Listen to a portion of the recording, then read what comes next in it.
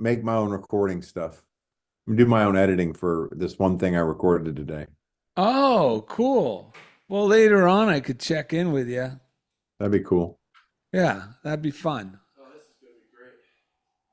Oh, man, we're so happy you're here, Jeff. Make my own recording stuff. Okay, we got it up All we on. It's want up on is- YouTube. All we want is simple people who live this stuff simply, man, and you're doing that. You're ready to check So your. we're excited. What's it called? What do you put it on? Facebook. I mean, Ah, I'm so excited. I didn't even show Ed the book cover. Finally got the book cover done. all right, so people are seeing us right now on YouTube, right? Yeah, they should be. Excellent. Let me drop in the description for y'all in case they want to know what we're talking about. Then Come and knock on my door. we're going to go here. We've been waiting for you. Yep, there we are. Nice. We're live. Three's Company. Is it Three's Company 2? Is that what they say? I think so. As in also. All right, hang on. Ooh, I just sent you guys the cover. I may change the. Where we are live, all the way live. All right, so now it's time to get back to Zoom. All right. Okay, hold on one moment. Last little thing here. If you're watching already, if you're tuned in early, we're going to be starting soon. We're just getting everything in order. There we are. Okay, that's done. That's good. That's good. And that's good. All right. Hello, Barbara Weatherman out there. Hello, hello. We're so happy you're here. All right. Happy Saturday. Okay. I can All right, take are you these off. recording? Ah, okay. Time to record. This is good. Okay. All right. And then Jeff, we're going to ask you to mute and turn off your camera, and we'll see you in just a little while. Do I need a darker hat? For now, it's perfect. It's nice. We got some Wait. There we go. contrasting colors. We got colorful books. All right, why don't you welcome us in? Welcome to The Funniest Thing, Yes. where each week we share stories about how stepping out boldly always leads to better than expected outcomes. Yes, it does. I'm Darrell, I'm Ed. and we're broadcasting live from middle school studios in beautiful downtown Culver City, the heart of Screenland. That's correct. And we have someone with us, an old fan favorite, a good friend of ours, someone who practices this stuff for a living, Yes. just like the rest of us over here at Funniest Thing and our show. He gave us the inspiration for the title, correct? Yes, he did. The show is called You Can Do It as a Conduit with Jeff Spikes. The Father that dwelleth in me, he doeth the works. This is the great reminder to all of us, about all of us, from Jesus. We are the conduits of great power, love, encouragement, care, and kindness. When we allow God's goodness to flow through us, unrestricted by fear and doubt, we discover our true talents. The unique way God intended for us to express his goodness. What happens astounds us, thrills us, and blesses us in remarkable ways. The kind that make you say, funniest thing.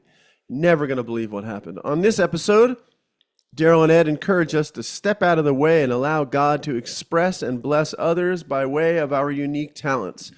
And during the second segment, Jeff Spikes helps us let go of deficient thinking by seeing ourselves as unique conduits of God's goodness with today's reading, Free to Be.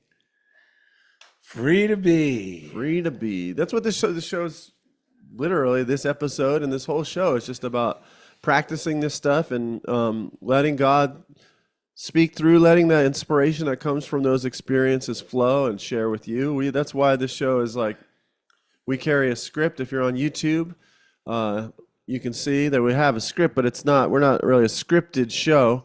We have an outline of what we're going to talk about and some notes and things, but then we move over and let God take over. That's right. Wow, that's pretty good breaths too. I know. What do you want to do, those breaths or the? I don't know. They're all good. Okay. I like these two. Hey, if you want to buy us a cup of coffee every month, because, coffee is our favorite thing, one of our favorite things, patreon.com is the place to do it. Patreon is patreon.com/funniest thing. And you can get on and sign up. It's $5, $3, $5, $10, $25, whatever you want to circulate each month. It's really beneficial to us.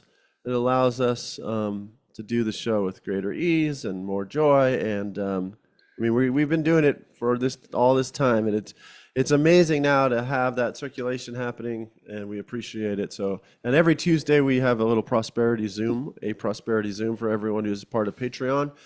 And it's a great reminder of how these things work, because in order to be a conduit for the good, we need to be constantly reminding ourselves that that's what our job is. And so the Patreon Zoom that we do on Tuesdays is always a good reminder. Yeah, because if you find value and benefit from the things we share, another thing you do is subscribe on YouTube, so then more people like you and me and Ed will discover this channel.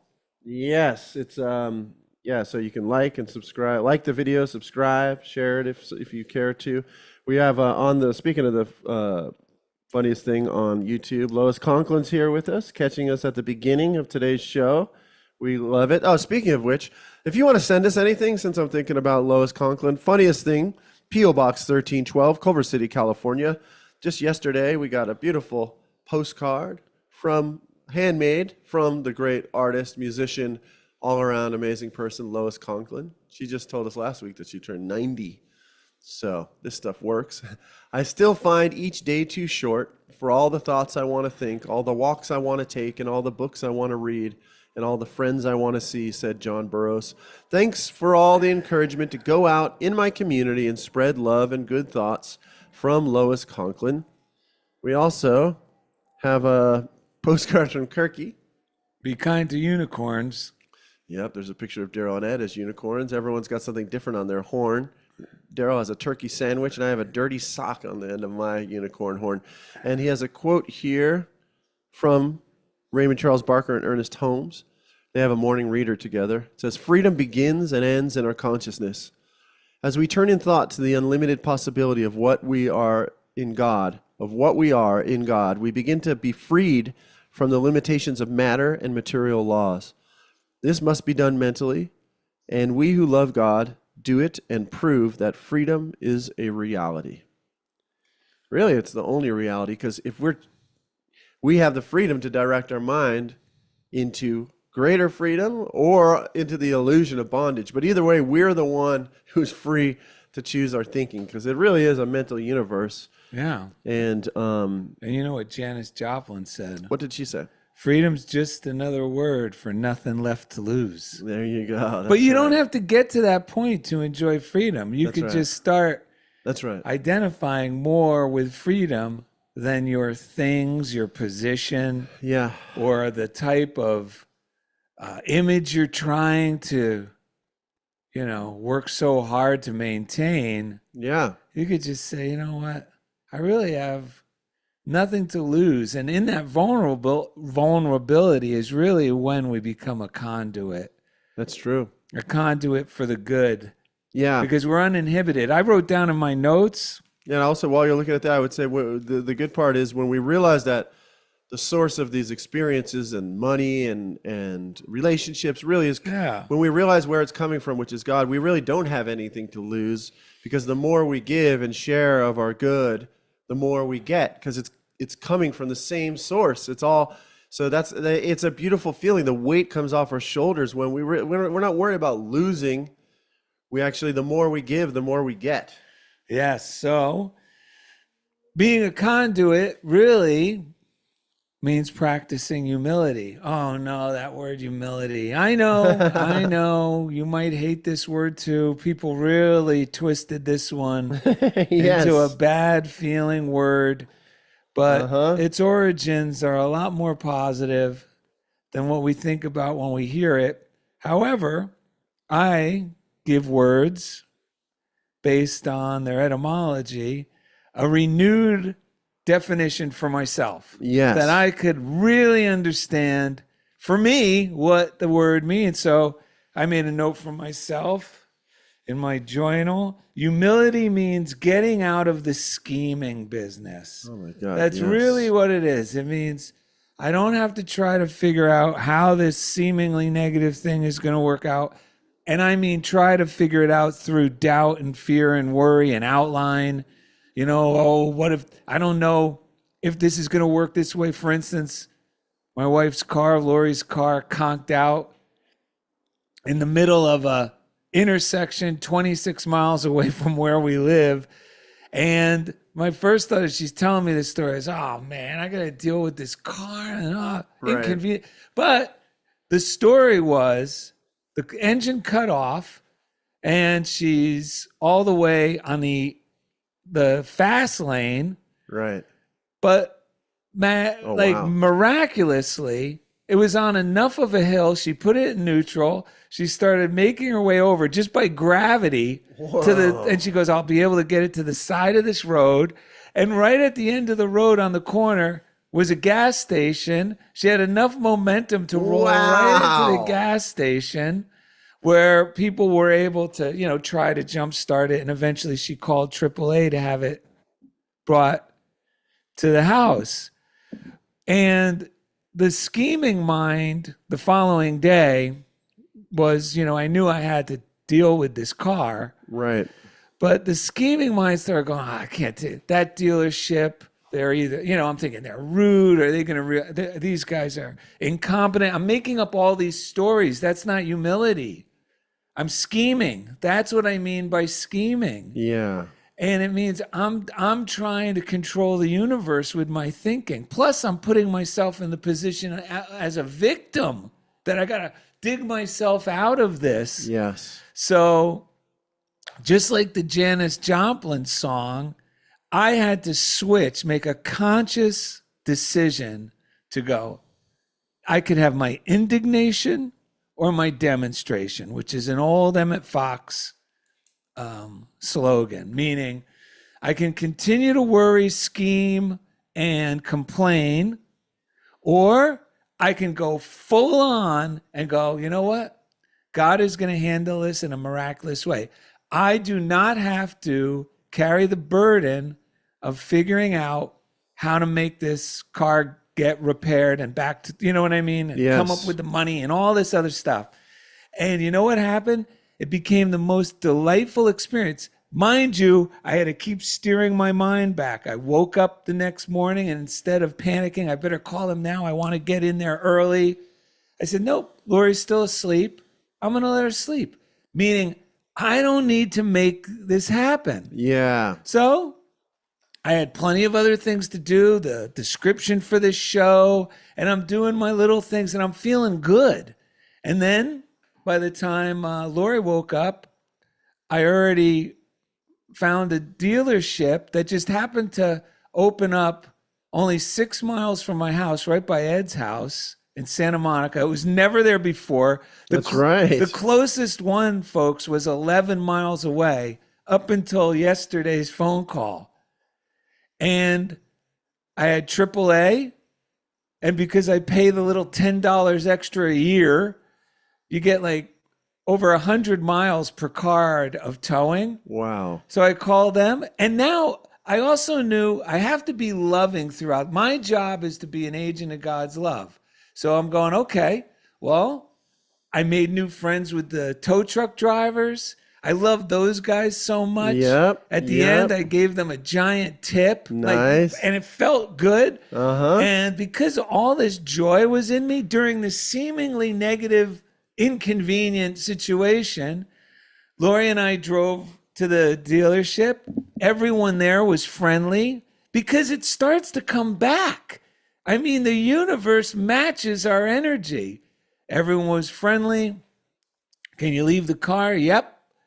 And, it's still at the shop and it's going to get resolved because I'm staying out of it. But the most important part of it all, this practice of humility, it elevates our self-esteem and my confidence, but most of all, and my optimism and my joy.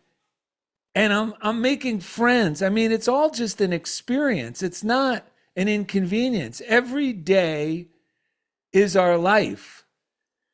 And I'm telling you, I was fighting this the night before, like, how am I gonna, God, you know what I mean? That Yep. fighting against it. And then I said, no, I gotta just, I got nothing to lose. I'm just gonna go all in and enjoy this as an experiment in faith. And it was enjoyable. It was incredible. Yeah, well, we can hear that in your voice. That's amazing. Michael Schoonover, was that yesterday or today that he sent us? This morning, which was amazing. Thank you, Reverend Michael Schoonover. He sent us this quote from Gardner Hunting from the book Your Life and Mine. Actually, is a article in Weekly Unity in August 19th, 1945. So he said, humility holds on to nothing. Humility holds on to no tenseness of self-seeking. Yes, because that was one of the things. I got to share this because I was thinking, okay, I got to make sure I tell them I think it's the starter, might be the alternate. Like I felt like I had to take on all the stress, instead of totally letting it go. That's great. Yeah, I'm glad you're pointing that out. Yeah. So it clings to no habit strains of rivalry, competition, conflict. Yeah. And who is it? It is Wallace Wattles who always says, frequently, at least one of the books that I read reminds us that true success can only come through creativity, not competition. That's right. Competition gives the illusion of success, and it's short-lived, and the wear and tear that it has on us, it's not really the kind of success that we want. It begins where the relaxation, we're talking about humility, it begins where the relaxation from vehemence and violence leaves off. Yes. It rests the core and the soul of a man, and his flesh and blood and bones, of course, at the same time. So you relax, your whole being relaxes. Humility is the truest kind of getting still. I believe it is the deepest form of the silence. When it is real, and it cannot be humility at all unless it is real, there is a stillness in it that not only taps the subconscious, which is what we want to do, because the subconscious is the part that's going to start fighting things and telling you, you better do this thing, you better wake up your wife, you better do it now. And it's often, your subconscious can be filled with fear and such that's what we're really working on, retraining our subconscious to let go and realize that only good is real. In that, not only taps the subconscious, but that invites God. That's even the more important part. Because when I say we're working on the subconscious, that's just to become receptive to God, so that we're not resisting this good and getting in our own way, like Darrell was describing and always describes. When we relax in sleep, we may dream. When we relax in humility, we see heavenly visions. We get guidance. We see truth. We call the clear vision of truth genius. And just as humility is a relaxation that begins where simple kindness leaves off, so genius begins where talent leaves off.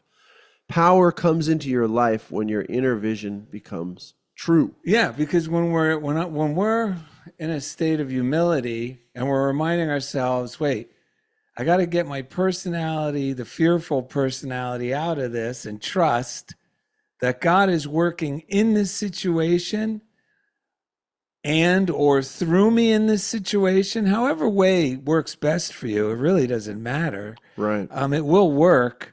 And what happens is the word genius, I just want to let you know. I was just thinking about that. Its etymology is, genius means tutelary spirit, which in Latin was a guiding spirit that we're all born with, that's with us from birth to death. So Being a genius isn't, oh, that guy's a genius. We all have genius within us when we remember we're a conduit. Yeah. And like Ed said, we're not competitors, we're creators. And when we're creators, that we naturally allow that spirit to come through. I just want to read this one line. Creative activities are prayers in action, a continuation of divine activity in its infinite manifestations. And another word that is the same origin as genius is genie. And I was saying in my intuitive method class all the time, this is how we got to let the genie out of the bottle. That all-powerful magical genie is, and here's the third word, is our genuine self. Yes. When we practice humility, the things I'm able to do when I get in that state, when I let it all go, and it could be whether on stage, talking or performing or just drawing or painting alone, when you're in that state of humility and just allow it come through and you're going with the little nudges throughout the way and not going, no, it should be this way, or no, I better say that. And you're just not buying into that talk, but you're just letting that flow.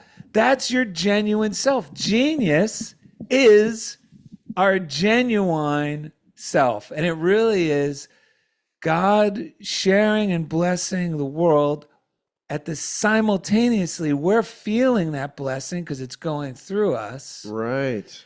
And expressing it through us in the unique way we were designed. And the unique way we were designed is the way in which we get the most pleasure.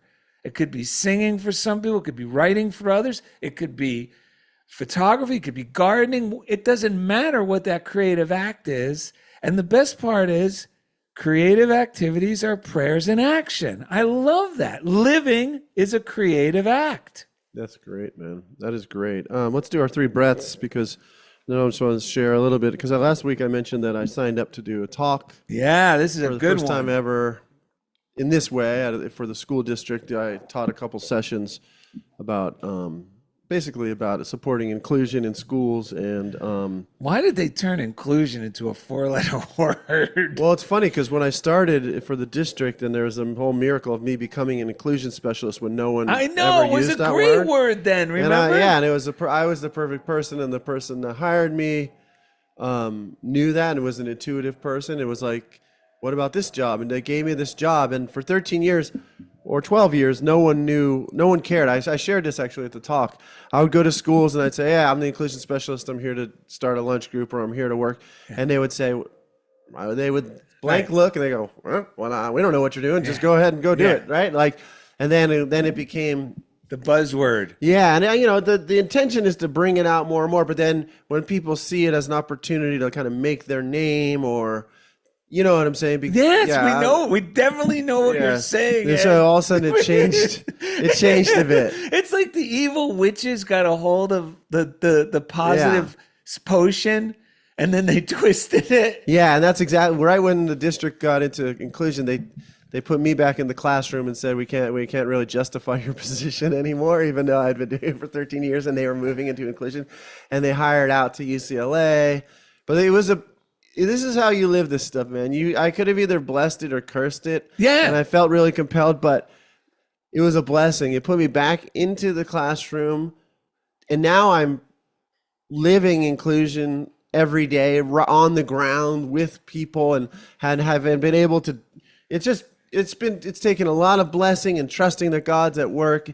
But it led me to what happened yesterday. But first, let's take our deep breaths because I love how you're emphasizing humility. It didn't really land on me fully until you were just talking about this because it gets us out of the way. It gets my ego, that bad part of my ego. Yeah. Out of the way so I could really be me. Right. And it's really that type of like the antithesis of humility is trying to garner this false bravado or confidence, which really states that like underneath that, there's a voice that's saying, I'm not worthy. So then I'm going to prove that I can overcome that. And yes, all of that is a lie, because every one of us is worthy of everything that is God.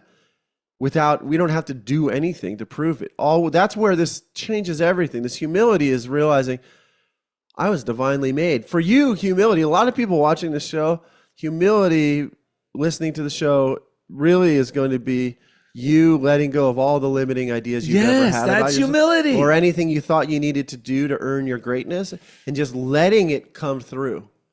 It's amazing. So I used this yesterday at the talk. So let's take a deep breath to clear our mind. Here's the formula. I let God's love flow through it.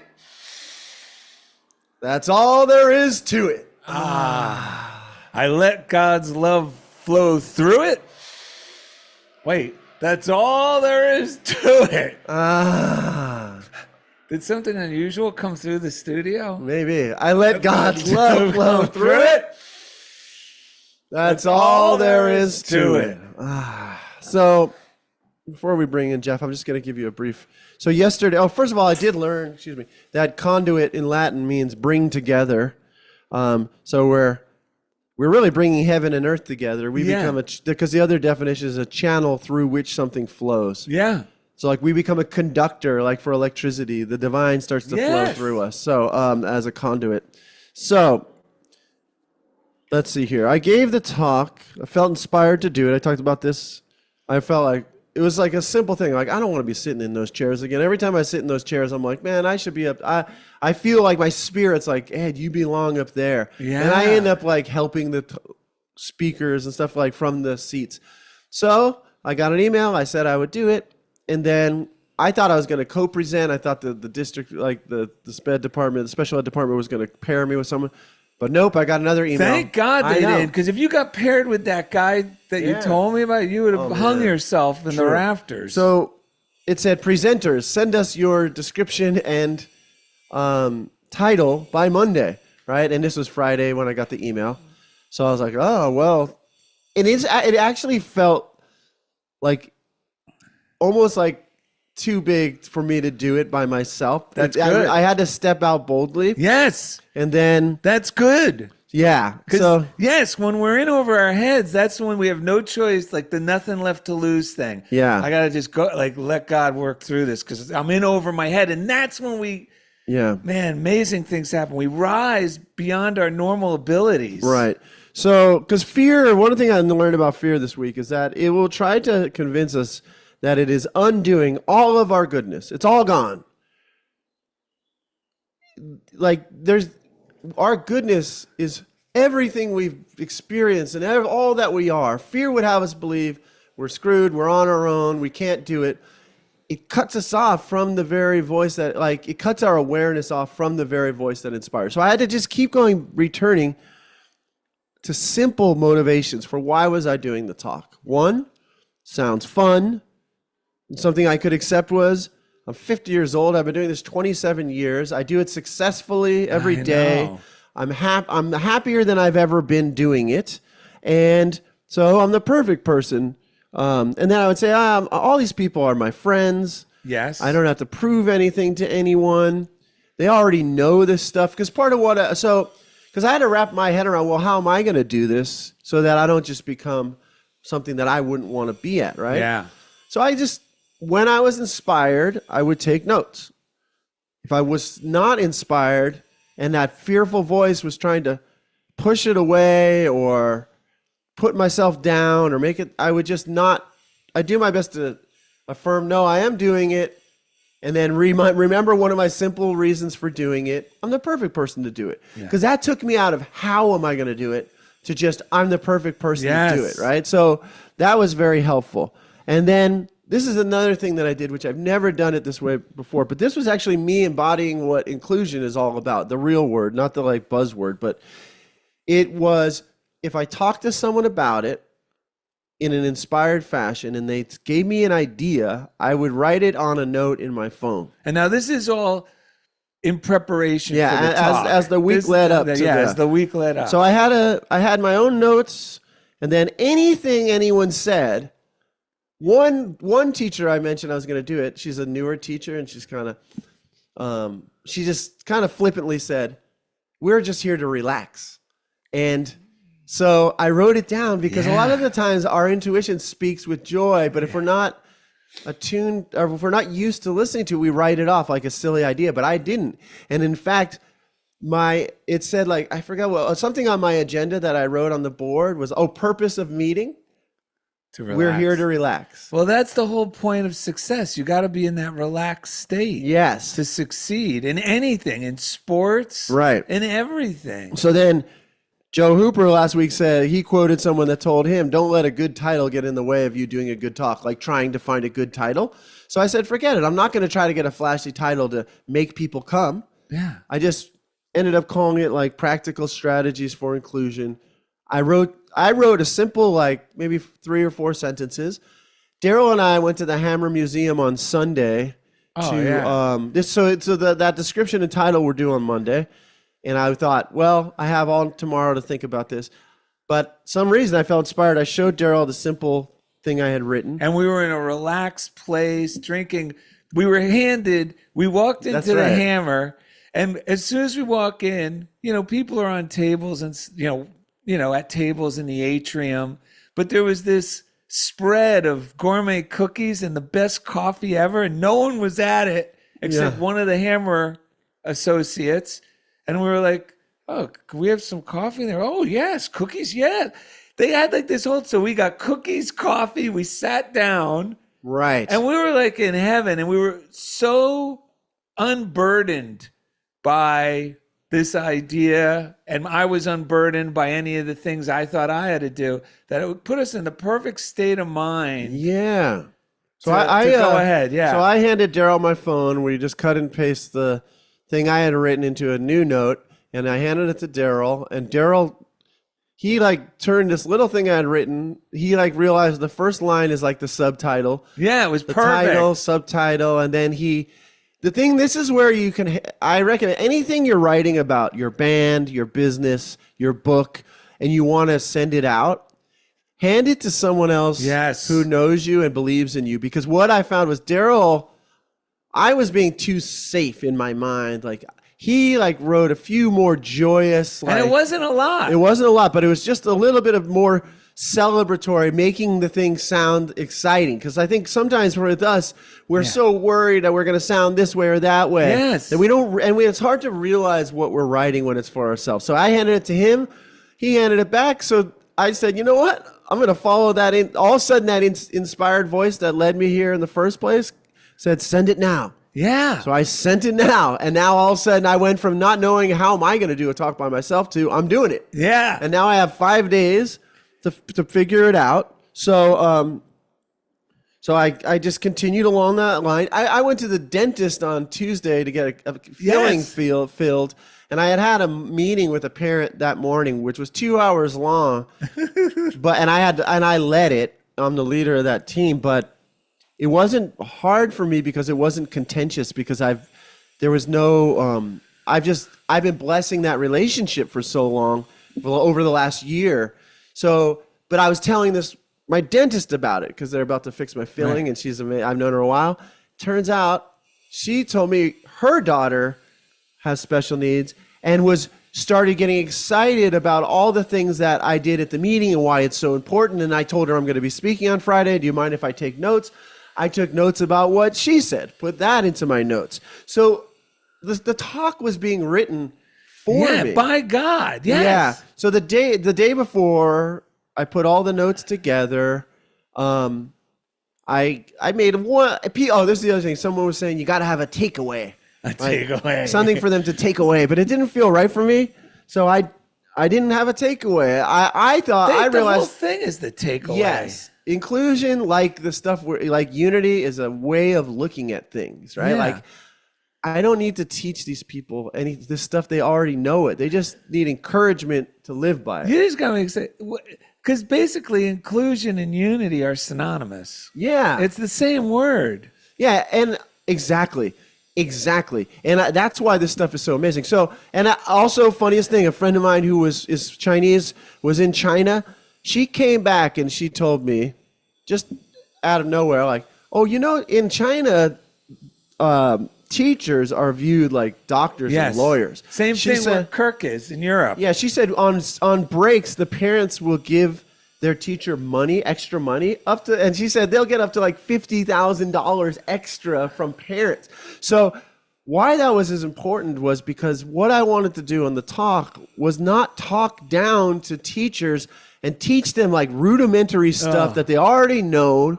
Instead, I want to treat them like a group of experienced doctors and just remind them how great they are. In the field. So I'm one of them. They're one of me. Yes. So I walked into the room that day. Oh, first they kicked it off with this motivational speaker the whole day, and this guy, he's using all these like one-liners and stuff. And for a moment, the fearful voice in me is going like, "How can I compete with this guy?" But I remembered I'm not here to compete with this guy. Yes. So I got up and I went outside, and I saw a friend of mine who teaches, and she kind of reaffirmed some of the things that I was feeling about the speaker, and just reaffirmed that my approach was going to work. Yes. So I went to my room, which I had never even been in, never prepped. It was at a different room, like at the high school. I walk in there, and there's people already in there. I don't know how many people are going to show up. Right. There's already these people sitting in there, and some of them are like younger women that had just started. And all of a sudden, I feel like they're laughing at the substitute teacher. That fearful voice is saying it, but I said, no, I'm the teacher. Meaning, in your mind, you are, quote unquote, the substitute teacher. And I felt like a little insecure. But then because I've never walked into the door to be the guy presenting. Right. This is exciting. No. And I was dressed nicely because I wanted to feel the part. And so I sat down. Even though my mind was a little nervous, I opened up my laptop. I said, "Good to see everyone." And I took out my newspaper, started doing my Sudoku, put a song on my phone to get me in a good space. I couldn't hook my computer up to project the agenda, so I started writing it on the board. Even better. And I did something, I think you might have sent me a video. We saw this really short video about how when you draw things while you're talking about them, you do this all the time, people learn quicker because you can take in auditory and visual information at the same time. Well, they pick up on your energy in the creative process. Yeah. They're like sucked into that vibration. Yeah, so I had 5-6 pages of notes. There was 25 people, which is really good turnout for that kind of thing. A lot of people I've known from the past for the first session. I probably used a third of what I had written down because in the middle of the night I had more ideas. I was writing stuff up there, drawing pictures, little stick figures, but it was really illustrating and helping me to keep it simple. Yeah. And everyone left just so on fire and feeling heard and not talked down to. The next group came in and they were like more somber. Again, this was maybe 20 people, which again was a really good turnout. But the part that took 5 or 10 minutes, the first group, took 40 minutes this time, which was when I just went around, I introduced myself. I told them, tell me your name, your role, and your experience with inclusion. That almost turned into the whole talk in this case because I had some people sharing so much good stuff. And I was like, you see? That's awesome. Part of inclusion is realizing the solution is always there. You just have to tap into it. So they felt heard. And then one lady just needed to get a lot off her chest, which was accurate stuff because of the way the district had. And we heard her. And I didn't know how that was going to go. By the end, she was like, this is exactly, I didn't know what she was going to say. She's like, for the last hour, I've been hearing finally the district doing what they should have been doing all along, and that's amazing. Everything went so well. And afterwards I got so much good feedback. Cause one of the things I affirmed, I just shoot away the idea. I kept getting these little small-minded thoughts. Oh, this will be my first one. If it doesn't go well, I said, no, with God, it's all good all the time. Yeah. I don't this is my spirit doing something. It's been a long time coming and it went so well. And one of the strategies, I ended up teaching him a few strategies, and one of them was simply to say, I hear you. When someone's saying something to me, a parent, and they, instead of trying to fix sometimes they just need someone to actually hear them, and they'll start crying. Yeah. If I just go, I hear you. And then we can start having a creative discussion. And there's just, and I didn't realize I had been modeling it for them the whole time because whatever they would say, I hear you. Yep, I hear you. And I'd write something on the board, so it went so well there was no suffering required, because that's been another thing that Darrell said a while back, and I've been latched onto. It's in all my affirming, I always say, God says now, and there is no suffering required. No suffering required. I got to tell you, that chases away about 90% of the way I used to think. No suffering required. I used to spend a lot of my time justifying why some form of suffering is. It doesn't. Every time we affirm less than wonderful, good thoughts, that's us doing it. That's not God. All we got to do is show up and be a conduit. Well, so it went really well. Well, you were also humble enough to not force the second one to be an exact replica of the first one. That's incredible, and man. That's where I had to put the rubber to the road with regards to this week's show, because I was like, am I going to be able to do that again? Yeah, and it'll then be I said, different. I don't have to. It'll be different. Yeah. Isn't this a relief? What a relief. I'm loving this. So I'm the one who went a bit long today, but we want to bring in Jeff Spikes next. So coming up next, Jeff Spikes helps us to let go of deficient thinking by seeing ourselves as unique conduits of God's goodness with today's reading, Free to Be, and his own brand of wisdom. So thank you for listening to Funniest Thing with Darrell and Ed, live from middle school studios in beautiful downtown Culver City, the heart of Screenland. Are you going to use the...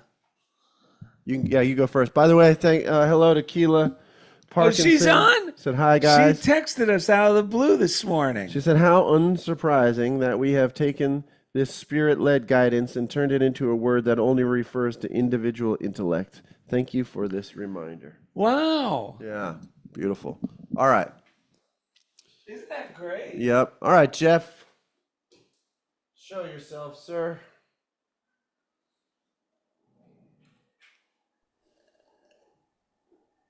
What's up, guys? Dude, we are excited. Oh, yeah. What does that say? Can you see it? You're awesome. Keep that shit up. Thank you. Likewise, man. Likewise. It's funny. Another little trick that I did at my talk was I always drink, we call them summer sodas. There's no sugar in them. Yeah. Waterloos. But I just like the feeling of having this can. I don't know if it reminds me of being at a party in college with like a beer, or when I was a kid with a soda.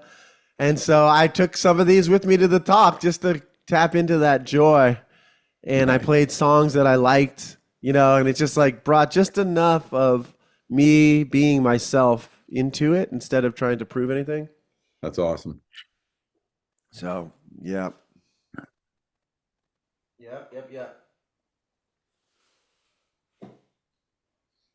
I've entered the waters of Jeff Spikes presenting to organizations officially. All right, so I'm ready to roll. I'm ready. I'm ready to roll. All right. All right, welcome back to Funniest Thing with Darrell and Ed. Today's show is called You Can Do It as a Conduit with Jeff Spikes.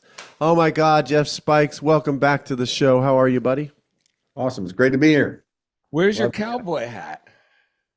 I don't travel with it, man. I'm up in Missouri, and I just don't take it on the plane.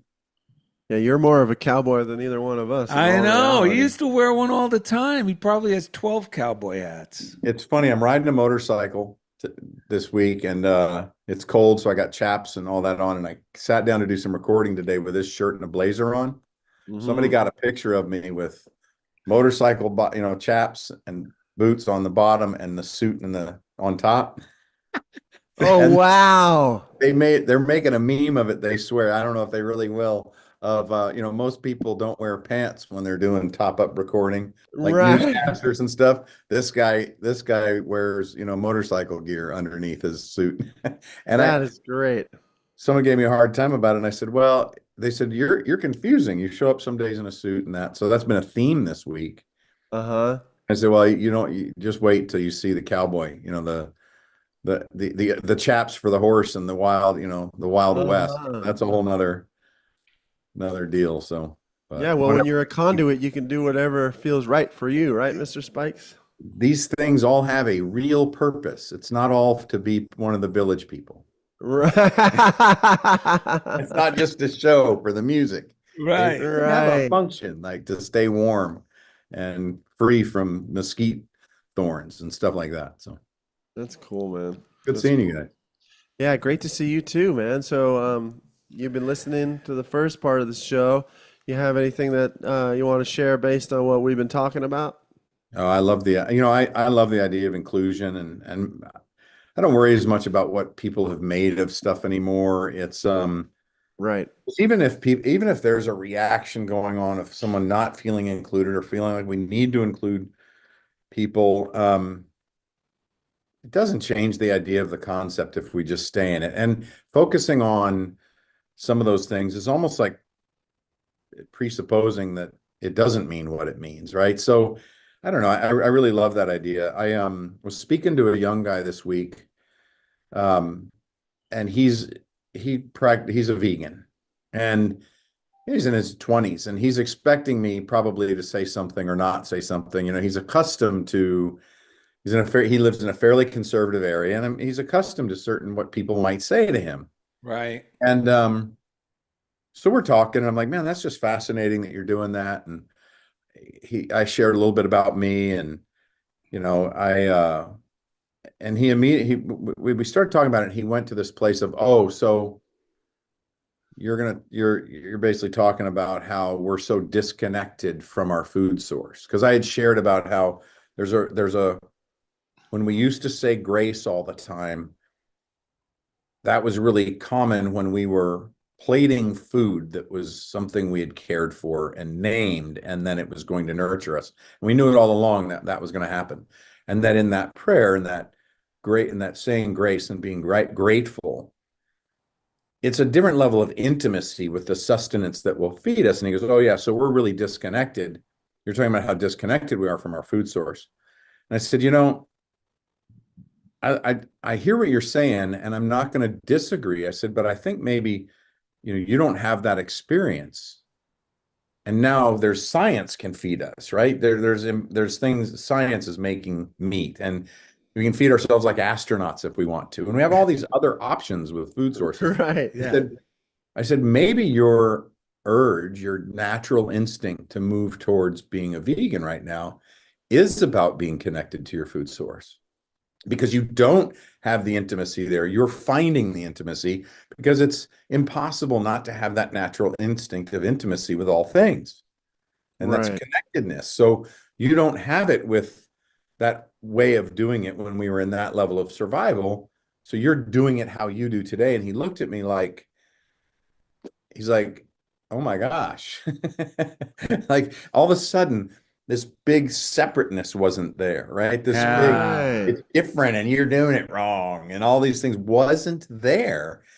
And he felt acknowledged and seen. And he was like, wow, I just feel really awesome that you thought that and that you gave that to me, kind of thing. I was like, well, these things come out of genuine, right, connection. Mm-hmm. And I love that idea of genius, because we were made infinite, right? We were created infinite and taught limitation. Yeah, that's it. Yes. So moving back to our infinite self, moving back to that, the reading today is about, I am free to be that which I am meant to be. In spirit, I am free. It's almost having to, I know I'm not supposed to read it, but I mean, almost. You can read it.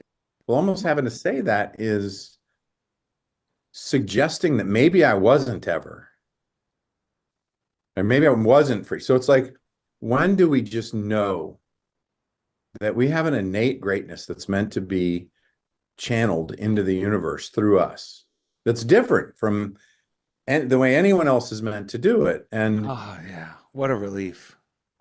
I teach all the time. I'm teaching people about their strategies, and we have this, one of the problems is that one of the things that makes change difficult is that we end up attaching a strategy that works for us to our identity. And then when the strategy stops working, it's part of our identity. It's really difficult to change. Instead of just acknowledging that we're utilizing strategies to get ahead in life. So if I've learned how to do something from someone else and it works for me, in the corporate world, we'll talk about performance management, and many people in performance management hate doing write-ups and documentations and all this stuff. And they don't understand, or they don't see the favor, how they're helping someone to make it that way. And So, but when it's time to really do it, it's like, well, now I'm going to make it really difficult for you because I hate it now. And I'm pushed into a corner, something I don't want to do. And that's what they were taught. That's what someone was taught. So when you unwind that and let them find their way of helping someone else be great. That's a great new way of looking at doing performance reviews. And that's never been shared through my whole tenure. And well, I was at Time Warner. No one, if someone had put it in that, framed it that way, it would have made that exercise a lot more palatable. Actually, even something to look forward to. I'm glad you're sharing this. Well, and let's say somebody's late to work, right? And you give them a break, you give them a break, you give them a break. And then eventually you have to have the conversation. Well, imagine if they were late the second time and you sat them down and wrote it down and said, you're so valuable to me and you're so important to the team and you matter so much that I'm going to take the time and the energy right now to document this. Because the last thing in the world I want is for you to minimize this and not understand that this could put me in a position I don't want to be in by having to let you go. Yeah. And so let's talk about what it's going to mean for you to get here on time. How can I help you? How can I support you? How many alarm clocks do you need? Or is it something else? Like, we want you to win. Do we need to change your start time? What is it, right? Like, let's just brainstorm on this and figure out what we need to do because you are that important. Right. We think, oh, I don't want to confront them because I don't want them to think I don't. What if we just tell them the truth, that they are important and they're valuable and therefore we're going to take the extra effort? That flips everything there too. And I didn't mean to turn it into like a corporate conversation, but we have conversations like that with our kids. Yeah. And we have conversations like this with our loved, all of our loved ones, right? Where we end up in a strategy of manipulation to try and feel good and create something because we're holding on to the result instead of loving the moment of the journey that we're in, where we get to play the role given. Yeah. And because, oh, I don't want to seem this way. I don't want to seem that way. I better not say anything. Right. Yeah. Yeah. Because I want to be, I don't want to not be liked. I don't want to seem like some idea, like you said, my identity, unlike the identity I'm preconceived I am. And I don't want to, and it's all being made up in my head. And it creates so much fear that we usually, unfortunately, let things go until it's not good. I mean, until it could have been remedied. I mean, it's always hindsight's 2020. Yeah. Another thing I've done is paint green lights red. In relationships. Oh no, that's not that bad. Like, and I know I'm doing it. The indicators that, Darrell, either you should say something or maybe this isn't the right relationship. But I'll go, no. There's, you know what I mean? And it's that these are the things where the more experience I get with this of feeling bad, the less I am now, the less reluctant I am to show myself more respect by saying no when I mean no and yes when I mean yes. And it's still not always easy, but the good news is when I do that, I always feel good. And surprisingly, the person that I was like, normally this would be so fearful to do, doesn't respond in the horrific way I imagined they would. Yeah. Being authentic is so valuable. And sometimes it can be challenging to ask someone to not discount themselves if that's what we do to ourselves. Yeah. And discarding and discounting ourselves is nuanced and sometimes really subtle, right? When my dad passed, he passed in a pretty dramatic way, which is just like him. And he went into a low water crossing, when there was a flood coming, and no one knew that this huge wall of water was coming, and the river washed him away, and he passed. And we found him 3 days later. Well, in that process of that 3 days, I had this amazing visit from him. I hit the floor in prayer, closed the door of a closet, and just laid there praying. And I felt like he had visited me. And he says, "It's okay, son. You need to go to bed and get some rest, and everything's going to be okay." And I'm like, it's like he talked to me. I listened and I went to bed. So whatever that voice was, right? The next morning I woke up and I packed my suit for his funeral. And then I packed all the stuff I was going to need to travel and go hike the river bottom to look for him, because nobody else was going to look for him where I would look for him. And then I got there, and instead of living in the peace that I had been given that night before, I had to put on the strategy of being that son that's the only one that's connected to him well enough that if by chance he had survived, I'd be looking in the places he was. And all these mixed messages in hindsight, right? Hindsight's 2020. Yeah. And that is my superpower, right? So I said to the emergency workers, I said, "He's down there at Riverbend. That's where you're going to find him. You should probably start looking there." And they said, "Well, we got to go through our process." Well, they found him down at Riverbend. So there's another connectedness of knowing. Yeah. But then I still started digging. Now I could have gone up to the house with my stepmom and other family and sat there and been calm and said, "Guys, it's okay." Right. I got a message from him, and he's okay, and he's gone, and we're meant to love each other, and it can be a peaceful thing, and they're going to find him. And I could have just been that spirit of peace that I had gone, but that's too authentic, right? And I thought I was meant to play this role. And so I had to put the son hat on, the, father son, not the moon son. And I had to put that, that hat on and be this person, right? And, that he'd be proud of, and that I would. Yeah. So, what's that say about us, right? I mean, at the same time, that can be that's acceptance, right? To accept that, well, that's what I chose. But people think we're getting to know each other. But anyone that got to know me that weekend got to know the strategy of me being a son, doing what I thought I should be doing. Yeah. They didn't really meet me because I wouldn't show them me, which was a different sense of knowing and peace, right? So even my own family, I wasn't showing. I was doing the best I could at the time with the level of awareness I had. So there's no regret or beating ourselves up. But I mean, that's how nuanced some of this can be. And yes. How, we don't do this stuff for ourselves and allow ourselves just to be whatever it is that we are. So yes, that's right. Yep, I love that, man. I mean, and that's one of the things that we I'm reading these older books, and it's just reminding me that I've met very few people who really will allow it to be that there's only God, there's only good. That's principle.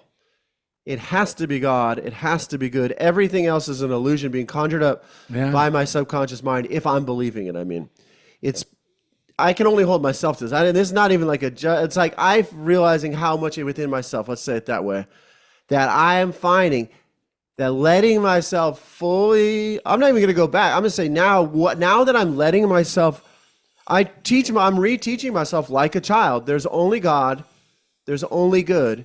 So knowing that that's true, what do I need to do? Most of the time, I need to sit and meditate for a minute to let go of that subconscious pull to, like you said, implement some strategy that's virtuous, but in God, there is no struggle or suffering required. Not that it's not illegal or that you're going to be judged, but there's a flow of divine goodness that doesn't have to be earned and is ever present. So if I just keep more than the old part that would get like this spike of everyone's going to look at me, and no pun intended, spike, but they're going to look at me, and I'm finally going to get the acclaim that I always like. The approval. But none of that is required. This game that we are really playing, and when I say really, I mean when we leave this body, we're going to realize what game we're really playing, is all about being a conduit of as much joy and love, I believe, as I can muster so that I can enjoy the experience that I believe I signed up for to come here because I was excited to get here and shine this light and be this person. And all the other stuff just needs to be, I just need to keep practicing letting it go. Letting it go, because it's only distracting me from the divine that is flowing through me at every moment. And that feels good. Not what I became to get. At some point, I got the high of like practicing these strategies and like heroic struggle. That started to replace actually feeling good. Feeling good and feeling joy is something that's just self-evident and doesn't have to be earned. I don't have to prove myself. It's more like you were saying, like, this is why I like this show. This is why I like, the way Darrell approaches things, the way doing it's like, why don't you try saying what really happened, Ed? I can really relate to what you're saying, because what I did at my talk, which I was never able to do, because when I sat down to sit in front of those people, I had the same thing like your strategy to be I felt that old strategy, like wow them with my emotion and how hard it's been. And I had to say, nope, I'm going to trust that the voice that inspired me to get here is going to come through. And that voice connected me with everyone. With everyone. That voice was not like, because I got to do this for you, like there's nothing winning over a crowd when we leave. It's not going to do it. It's like a bad ego high. Connecting with people. That's it. And connecting with my own divinity in the process. Oh, that's the best. That is a lasting gift to myself and to everyone else. And I'm saying, I want to remind everyone, we're giving all different sides of, or all different examples that you can be alive, vulnerable, yet confidently secure while enjoying your experience of living in any situation, whether it's as extremely, seemingly one of loss, like Jeff's, or extremely positive, like Ed being invited to give a talk, or just an inconvenience that gets thrown in your day, a monkey wrench of, the situation with Lori's car. And it really, the humility is, it's synonymous with being a conduit, because I'm letting go of these old, worn out strategies that I created or heard about or saw on TV, what a son's supposed to be. Like, that's why I was identifying with you, Jeff. I've done that many times. And I was like, where did I get that idea that is what a son is? It's not from in here. It was something out here. But man, it's such a relief. Yep. It's such a relief. And the biggest satisfaction is we get to go through life vulnerable, yet alive and happy and at peace, regardless of what the circumstances are. And like you were saying, connecting with people. Because Jeff, in your situation, and this, you would have had such a greater connection with everyone, but we learned from these things. I was able to enjoy a real connection. Like, these tow truck drivers it wasn't just, okay, I got to deal with tow truck. And they're not just something here to get a job done for me. I remember their names. It was like I was making new friends, connecting with people in the places that we're supposed, that the world says the strategy is remain guarded, make sure they know where they're taking the car, make sure the service representative knows exactly that you're not a dum-dum, putting on that strategy. I got to look like a man who, I worked on cars in the 70s. Right. So I got to let them know that I know they can't screw with me. No, just surrender it, man. And you will be protected. It's incredible. It's incredible. So much of this comes down to that judgment piece too, right? When we stop judging and look at it. Yep. I stopped looking at emotion that way, and I started looking at it as emotions either making me more or less resourceful. Right. Yeah. If it's making me more resourceful, I want to repeat that. And what did I do so I can repeat that? And if it's making me less resourceful, then what can I learn from it so I don't have to repeat it, right? And it's just, but this, the way the programming works, you guys have shared a little bit about this unconscious and how we're reprogramming. The real magic in that is that the way our conscious mind works is it's there to filter, to categorize, filter, delete, discard things, right? So it's doing a very specific job. And we're taking in 400,000 bytes a second in with our frontal lobe, and it's doing very specific things. And our thinking mind is part of our physical body. It's the brain, right? So that's all part of our physical. So we're physically working hard.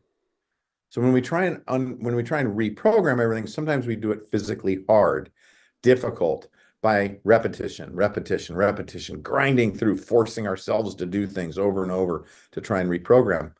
When what we can really do is we can focus on our physiology, what we're putting in ourselves, what we're putting in our eyes, what we're smelling, what we're tasting. We can really start to manage our choices of what we take in, our nutrition, our body movement, how much we walk, or whatever it is, right? And then we can start working on doing the behaviors and the things, but changing how we're going to filter things with the words we use. And we can actually change how our mind is working in our physical selves. If we work mentally, we do the mental work, which is also physical, but the mental side of this physicality, then what we're really doing is we're changing what we receive and what we tap into. So instead of unintentionally all of a sudden automating all these beliefs, and the greatest place to see this is marriage. How many people do you know that talk about how all of a sudden they got married, and all of a sudden they had these new expectations they weren't even aware of where they came from? Like, we were getting along great for so long, and we were, together for 8 years or 12 years, and then we got married, or we were together for 4 years, whatever the story is. Then we got married, and all of a sudden she was supposed to do these things that I didn't think of, or he was supposed to do. And it's like these old filters, like all of a sudden we open this automation from what we learned that we hadn't really thought about. And God love these churches and these places that help prepare people for marriage by helping them think through this stuff and circumvent that, because that's what we're doing, is we're doing the mental work to think about what are our expectations and how are we framing this. Because I mean, that's another thing where we put on a strategy, but if we're really uniquely and wonderfully made, if we're really more unique than 1 in a million, which there's a lot of proof out there now that there is, that we are, then we could say, you are absolutely uniquely and wonderfully made. You are better than 1 in a million unique, just like everyone else. Yes. So it's not the ego. Now I breathe into letting go of all those preconceived ideas that have been kind of automated based on what I've been filtering, the way my mind is trained to filter, right? We were born infinite. We were made infinite and taught limitation. So that's all those filters that are keeping us limited. Yeah. And then the 4 trillion bytes per second that our unconscious is looking at, that's dealing with, that's interconnected to all things, right? That idea of quantum, quantum, if you look it up in the dictionary, has to do with the smallest measurement of something, right? So quantum is that smallest increment of measurement. But quantum is huge, right? Because that smallest increment of measurement is the one thing that's the same in everything. So it is the interconnectedness. So in the smallest level of particle, this idea has been conceptualized now that it is about the interconnectedness of all things because of this identical smallest particle, right? So there's another oxymoron. There's another dichotomy of what we think gets flipped upside down. my gosh, I was looking for the smallest measurement and it became the whole universe. Right. Yeah. What I thought was this was that. So I'm supposed to fit in and do these things, but then whoop, fitting in and doing these things is being a unique individual, free from ego, because all I'm meant to do is release and allow flow. Yep. And it affects the world around, meaning an ill act. There's an old quote from one of these old philosophers. You chop down a tree in Yugoslavia and it's felt all the way and affects people in Southern California. I mean, I'm paraphrasing it, modernizing it. But then again, every kind act we do makes its way around the world through a ripple effect. I mean, it really is incredible. Yeah, and I would say, and even greater than all of this, is that only the good is real. Only the Christ, only God is real. I mean, that is where I am becoming a stickler. As I read this, I'm reading Emma Curtis Hopkins from 1890, and it's just bringing back to myself, which is, I was just, some reason this brought to mind, there's a quote, I was just looking it up, where Jesus goes to the temple, starts preaching to the people, and they started accusing him of all this stuff because based on the teachings of Abraham, the Pharisees, the judgment. And at the end, he's like, I got news for you. Before Abraham was, I am. So what I always think of that, before anything, beyond, before, and in start to realize that above and beyond everything you're saying, I am what I am right now. So the Pharisees are the parts of our consciousness that think they know based on teachings that were handed to them from someone else. And they're based in fear, doubt, judgment, worry that there's this God that might condemn us. The Christ within us says, all right, Ed, trust me, walk with me right now. Before all that stuff, that you just, for all the crap that you just said, Ed, try on this. Right now, you are divinely perfect. You are divinely inspired.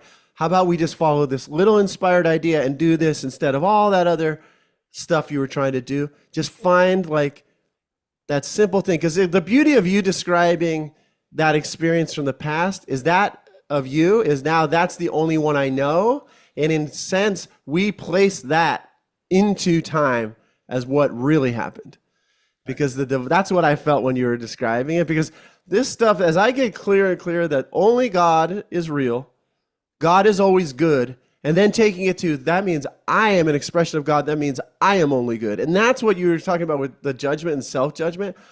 That one, when my subconscious accepts that I am good, that changes everything. Because everything else, I feel like everything else that I think that I'm getting into with other people is stemming from me forgetting that I am good because I am an expression of God, and that can't change. Nothing I do here, there's nothing holding any judgment against me. And instead of that giving me license to do more stuff that's causing pain, it gives me license to stop doing the things that are perpetuating this pain and illusion. It gives me permission to be myself again, the same me that was here when I was 5 years old. I mean, I've expanded and grown since then. But a lot of that is still who I am. It lets me sing and dance and be funny and, just be some of the things that I've been my whole life. And it's just really, really liberating. Well, Course in Miracles says the same thing as nothing real can be threatened and nothing unreal exists. Yeah, that's right. Yeah, and if anyone out there is like, what's it called? A disciple of the Course in Miracles, I highly recommend you read Emma Curtis Hopkins because it's some of the things the teachings in the Course in Miracle are amazing because, and this is good. I wanted to say this about something you shared is when we bring principle into this, principle is things that are unchangingly true. These are very important things. Study principle, retrain our mind, and they're good principles of good. And so within the Course in Miracles, there's a lot of principles discussed. But anyone who thinks that those principles originated in the Course in Miracles and that no one had ever talked about them before needs to read Emma Curtis Hopkins' Christian mental practices from Practical Christian, whatever it's called, mental Christian practices that I've been reading from 1890. Or read Charles Fillmore. It's all there. And this is good news. No one owns this stuff. If we let ourselves become a conduit for it, like all three of us are describing, it will come through us. No one before us is any greater or less than us. We're all, like you said, you just said something about that. Like you said, I'm unique, and so is everyone else. I am divinely amazing, and so is everybody else. And that brings us back into, this is a creative act. Darrell and I were just talking about this. So I realized, like, when I'm just learning how to do this now, to not be threatened by the people on my team who are better than me at certain things. Like, Darrell's better than me at certain things, but it's not a comparative thing. Or I should say, it's more turning into, it's not even better than me. Darrell does certain things really well. I do certain things really well. If it was competitive, I would be like when I was younger, when we would fight with each other when we were 15. Or when I was 40, I'd pretend it didn't bother me, but it was really bothering me. Now I'm like, no, he's on my team. That's a good thing. Jeff's on my team. And everyone's got a unique approach. And if we're doing it creatively and we're creating together, that's a very good thing. That's a very good thing. And so I love because that there's a subtle competitiveness to saying, oh, I got to be this role, and then they're going to cheer me on or whatever. But there's a creative energy to, how am I going to bless others while I'm sharing my gifts and sharing the truth of who I am. I love that. The fact that you shared that story with us is, I really, really appreciate that. I think a lot of people are going to be blessed by that story of you and your father. And I know your father is shining bright right now in appreciation also. Well, no one plays the same position on a football team. That's right. And they don't get jealous. Oh, like the wide receiver is not getting jealous about the quarterback's ability. He's actually grateful the quarterback can throw it perfectly. Yes. So he catches it very easily in the end zone. Right. The same thing with everybody else. They're not in competition among each other. And that's how we can all look at this stuff. Yeah. Instead of going, oh, that person this and that person that. It really is. Yeah. We got to remember a couple things. And the main thing is we are creators. We are not competitors. Yeah. That alone relaxes 98% of my muscles. Totally.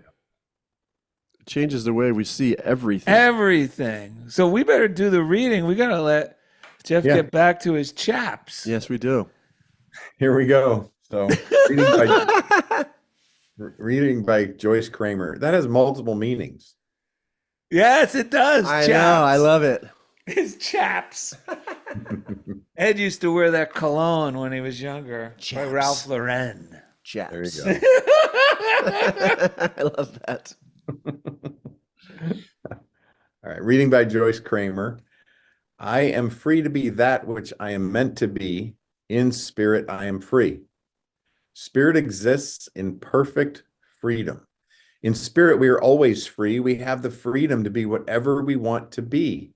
We are free to choose the kind of life we want, and we are free to build it thought by thought. If you have some deep desire of your heart, know that you have the freedom to bring it forth into your world. It is there because God planted the idea in your being. Claim your freedom to fulfill your heart's desire. Affirm, I am free from any negative influence. I am free from the false opinions of others. I am free from any stress and strain. I am free to be that which I am meant to be in spirit. I am free. And 2 Corinthians 3:17 says, now the Lord is spirit, and where the spirit of the Lord is, there is freedom. That is good stuff, man. Thank God. That is a shoulder relaxer. Yes. Yeah. Yep. Well, are we going to... Well, if you want to work with Jeff Spikes, jeffspikes.com, you can find out what he's up to. He would love to hear from you. Is it jeffspikes.com? That's what he told me, right? Or is it Jeffrey J? Oh, it's that simple. Yeah, I like that. Is there something, if they go there, there's anything for them to download or sign up for? Or they might. So we've got a strengths program called Quantum Strengths, which kind of looks at the filter of our inner greatness and how it's interconnected to the rest of the universe, right? So with all of the universal resources in our bank, so to speak, how do our strengths then play out in reaching goals and reaching these deep desires that were put in us? So we have a designing process in that with a workbook, and Great. if anyone's hiring speakers, there's a whole host of myself and a couple other guys that are speaking and Great on optimization of self. So it's all Well, there. we do know a lot of ministers that have great New Thought churches that would love to have you, I'm sure. yes. Also, if you're watching on YouTube, hit like on this video. That's something, because the algorithm affects how it's circulated, and I know a lot of our viewers just watch it, and which we love.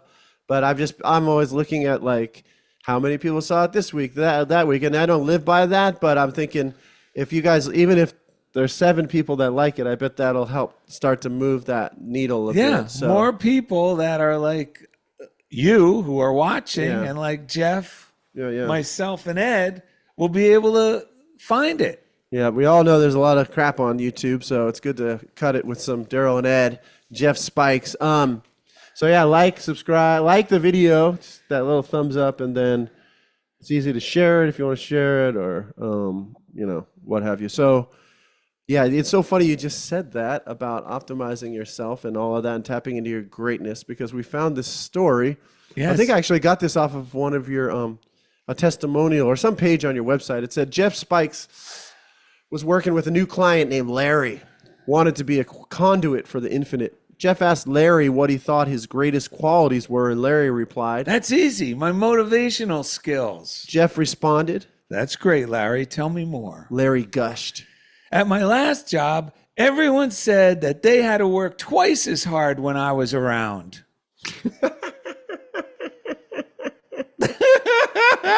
Way to motivate him, Larry.